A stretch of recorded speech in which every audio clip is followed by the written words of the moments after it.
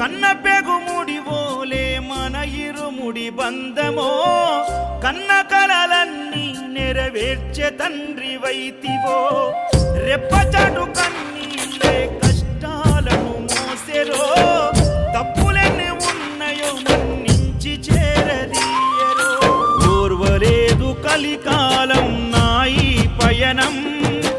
ఆపలేదు పలికిన నోరారా శరణం కాళ్ళు కాలిపోయినా సీమునెత్తురొచ్చినా సల్ల సెమటలు వట్టి సొమ్మసిల్లినా కనిపిస్తే చాలు అంటూ ఆ కలిని మరిచిపోతూ అయ్యప్ప నిన్ను చూడందే కడుపు నిండదు ఎంత దూరం